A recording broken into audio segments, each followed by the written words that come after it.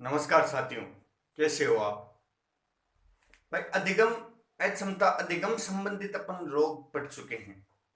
विकासात्मक रोगों की बात करेंगे, विकासात्मक विकार की अपन बात करेंगे। देखो, आज विकासात्मक विकार में अपन बात करेंगे ऑटिज्म की। मोहम्मद रफी साहब का एक गाना है, अकेला हूं मैं इस दुनिया में, सिर्फ साथ है तो मेरा साया। अकेला हूं मैं इस दुनिया में, साथ है तो सिर्फ मेरा साया। मोहम्मद रफी का गाया हुआ ये गाना है। तो जिस बालक में ये ऑटिज्म नाम की जो विकार है, ऑटिज्म नाम का जो बीमारी है, ये उसकी यही सोच है, भाई मैं अकेला हूं। मतलब समझने वाली बात है। जो विकार है, विकासात्मक विकारों की अपन बात कर रहे हैं। विकासात्मक विकारों में अगर बात करें तो ऑटिज्म सबसे महत्वपूर्ण विकार है। देखो समझो महत्वपूर्ण कैसे है। पहले इसको महत्वपूर्ण नहीं लिया जाता था, लेकिन पिछले पेपर, जब रीट का पिछला पेपर हुआ, रीट के पिछले पेपर में 2% इसमें से आए, ऑटिज्म में से 2%। और कई किताबों में आप देख लेना, इसके बारे में 3 लाइनें 4 लाइनें या है ही नहीं, बिल्कुल बहुत ही कम दे रखा है। लेकिन जब से 2018 में 17 के पेपर में, रीट में जब पेपर आया, तब 2% आए। जब पता लगा भाई ऑटिज्म, लोगों को ऑटिज्म है क्या, ये बहुत ही मतलब इंपॉर्टेंट पेपर के लिहाज से भी। और आजकल बहुत ही बच्चों में पाई जाती है। 100 में से एक विद्यार्थी तो आपको, एक बच्चा तो आपको ऑटिज्म ग्रसित मिल ही जाएगा। हम पहचान नहीं पाते, हम समझ नहीं पाते भाई ऑटिज्म है कैसा है, क्या होता है। तो जो मोहम्मद रफी का गाना है वो इस पे बिल्कुल सटीक बैठता है। क्योंकि ऑटिज्म वाले विद्यार्थियों को, बालकों को अपन स्वलीनता भी बोलते हैं, क्योंकि स्व के अंदर लीन रहना, खुद के अंदर ही रहना। अकेला हूं मैं इस दुनिया में, सिर्फ साथ है तो मेरा साया। तो अकेला ही रहना, आत्म विमोह है, स्वप्रायणता। और इंग्लिश में बात करें तो autism spectrum disorder, autism spectrum disorder. Hindi में स्वालीनता बोलते हैं, स्व के अंदर लीन रहना। ऑटिज्म के बारे में बात करते हैं, देखो बहुत ही इंपॉर्टेंट है, बहुत ही इंपॉर्टेंट है। मैंने इन विद्यार्थियों को करीब से भी देखा है, इन बच्चों को, क्योंकि मैं स्पेशल एजुकेशन से जुड़ा हुआ हूं। तो देखो आप बताता हूं, ऑटिज्म, ऑटिज्म की बात करते हैं। तो ऑटिज्म क्या होता है? एक तो बाहरी विकार होता है और एक आंतरिक विकार होता है। तो ऑटिज्म है जो आंतरिक विकार है। ऑटिज्म क्या है? आंतरिक विकार है। एक तो बाहरी विकार होता है, एक आंतरिक विकार होता है। तो ऑटिज्म है आंतरिक विकार। देखो, सर्वप्रथम लियोकेनर नाम के लियोकेनर थे, जिन्होंने सर्वप्रथम ऑटिज्म की खोज की थी, ऑटिज्म बालक की इन्होंने सर्वप्रथम पहचान की थी। लियोकेनर ने सर्वप्रथम ऑटिज्म बच्चे की पहचान की थी। देखो, लियोकेनर नाम के एक विद्वान थे, लियोकेनर, उन्होंने सर्वप्रथम ऑटिज्म बच्चों की सर्वप्रथम जिसने पहचान की थी, उनका नाम है लियोकेनर। लियोकेनर ने सर्वप्रथम ऑटिज्म बच्चों की पहचान की थी, जो स्व में लीन रहते हैं। अभी इनके बारे में अपन विस्तार पूर्वक से पढ़ेंगे, भाई क्या है ऑटिज्म। तो देखो समझो, भाई लक्षण क्या है, क्या होता है ऑटिज्म। लक्षण, ऑटिज्म बालक के लक्षणों की बात करें तो लक्षण क्या है, लक्षण को देखना आप। ये क्या होता है कि ऑटिज्म होता है जो तंत्रिकाओं पर सर्वप्रथम प्रभाव डालता है, तंत्रिकाओं पर प्रभाव डालता है, तंत्रिकाओं पर प्रभाव पड़ता है। तंत्रिकाओं पर प्रभाव पड़ने से क्या होता है, ये देखिए आप समझिए, मस्तिष्क पर प्रभाव पड़ता है, मस्तिष्क पर प्रभाव पड़ता है, तंत्रिकाओं पर प्रभाव पड़ता है, मस्तिष्क पर प्रभाव पड़ता है, शरीर पर प्रभाव पड़ता है, सामाजिक स्तर पर प्रभाव पड़ता है, शरीर पर प्रभाव पड़ता है।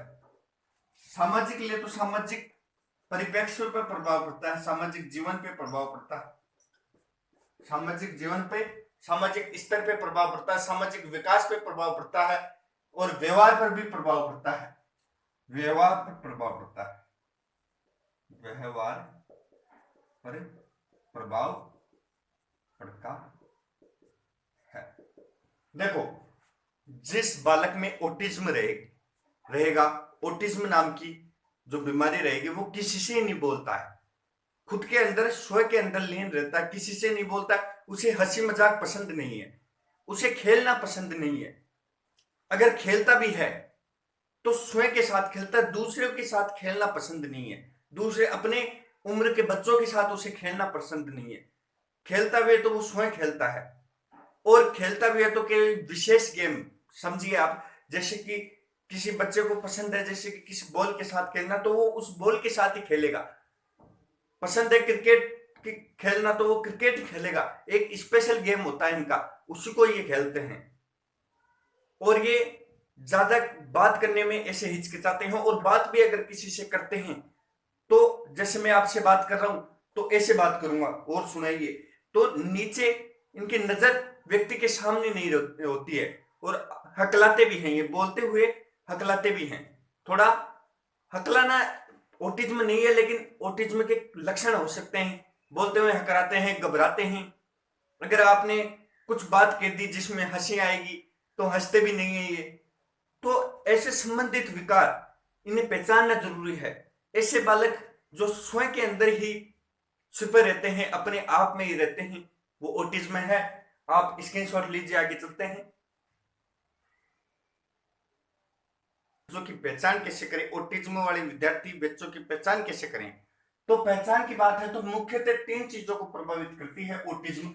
ओटिज्म मुख्यतः 3 चीजों को प्रभावित करती है, 3 चीजों को प्रभावित करती है, प्रभावित करती है।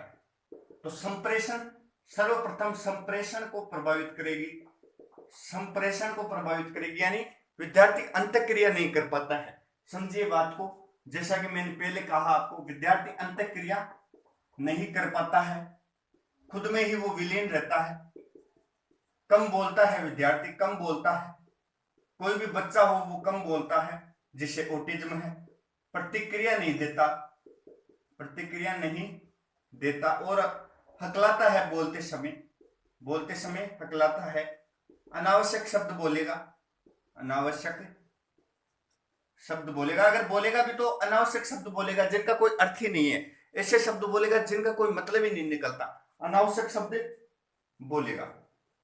देखो बात करते हैं, और बोलते बोलते समय हकलाता है, हकलाता है, और बोलते बोलते रुक जाएगा, बोल रहा है फिर रुक जाएगा, एकदम से ये क्या हुआ, हम सोचेंगे ये क्या हुआ, तो बोलते बोलते रुक जाता है, बोलते रुक जाता है।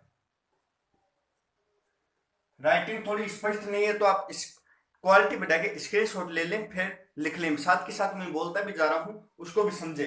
देखो, संप्रेषण में सर्वप्रथम कमी होती है, मतलब बच्चा अंतःक्रिया नहीं कर पाता है, अंतःक्रिया करने में कमजोर रहता है, कम बोलता है, प्रतिक्रिया नहीं दे पाता है। हम बोलेंगे और बेटा कैसे हो, और बेटा कहां पे पढ़ते हो, और बेटा क्या कर लिया, कुछ नहीं बोलेगा, कुछ भी जवाब नहीं देगा, प्रतिक्रिया नहीं देगा, बोलते हकलाता है, अनावश्यक शब्दों को बोलेगा, और बोलते बोलते रुक जाएगा। अब बात करते हैं, देखो संप्रेषण की हमने बात की, देखो 3 चीजों को ओटिज्म प्रभावित करता है, संप्रेषण को फिर प्रभावित करता है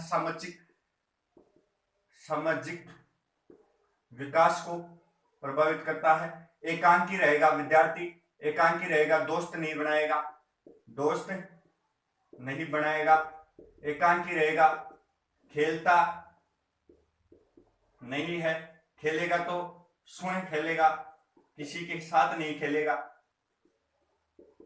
भाई देखो, एकांकी रहता है, दोस्त नहीं बनाएगा, खेलता नहीं है, स्वयं खेलेगा, और नजरें नहीं मिलाएगा, मुस्कुराएगा नहीं, किसी से नजरें नहीं मिलाएगा, मुस्कुराएगा नहीं, तो नजरें नहीं मिलाएगा, नहीं मिलाएगा, और आप कैसी भी बात कर दीजिए वो मुस्कुराएगा नहीं, हंसेगा नहीं।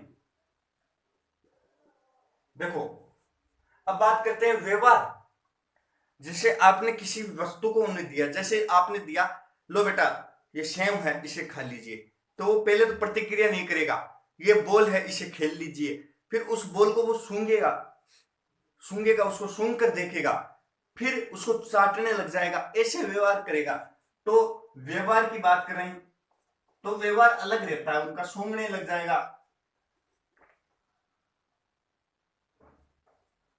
किसी भी चीज को सूंघने लग जाएगा, फिर उसे चाटने लग जाएगा। तो ये व्यवहार है। तो ये प्रभावित, इन तीन चीजों को अत्यधिक प्रभावित करता है। संप्रेषण को प्रभावित करता है, सामाजिक विकास को प्रभावित करता है और व्यवहार को प्रभावित करता है। आप स्क्रीनशॉट लीजिए। हमने ऑटिज्म के बारे में विस्तार पूर्वक पढ़ा, थोड़ा बहुत और बाकी है, अगले में इसको समाप्त कर देंगे। इसमें से 2% आपके कहीं नहीं जाएंगे, किधर भी आपको देखने की जरूरत नहीं है, ये वीडियो खोल के देख लेना, पूरा ऑटिज्म आपका हो जाएगा। स्क्रीनशॉट ले लीजिए।